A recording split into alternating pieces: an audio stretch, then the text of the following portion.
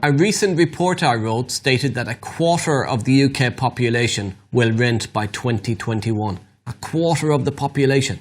25% of people will be in rental within 2 years' time. That's crazy. Now, I'm somebody who rented for a number of years. Myself personally, I lived in shared houses. I was renting only 4 years ago. And then in the last 4 years, I've moved through my property journey, built up my own portfolio, and bought my own home. But the first 3 homes I lived in, I actually had on rent to buy. And one of the strategies that I teach on my No Money Down training at Progressive is all about rent to buy and making a tenant buyer. So if you're currently in rental, or if you know people who are in rental but you want to help them get on the property market, then tenant buyers, rent to own, is a brilliant strategy to help people or help yourself either move onto or move up the property ladder.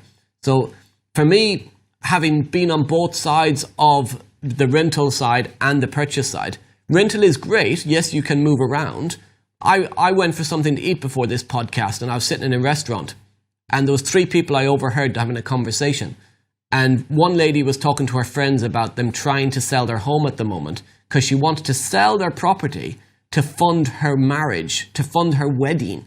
Now, for me, sitting there, I was thinking, oh my God, you're going to sell your house to fund your wedding? This is crazy.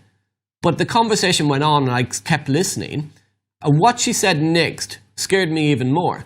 She said that one of her friends asked her, did she consider renting the house out? Because they hadn't found a buyer yet. And she said, yes, we looked at renting it.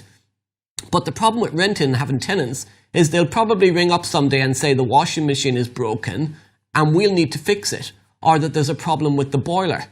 And that's just way too much hassle.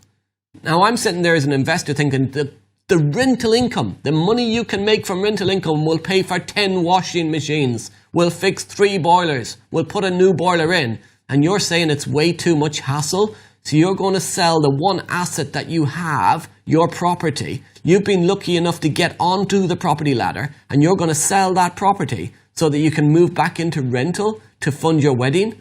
Find another way to fund your wedding. Take out a loan if you have to. Take out a credit card, but keep the asset, keep the property. So it scares me that the mentality of the younger generation is that rental is a good thing.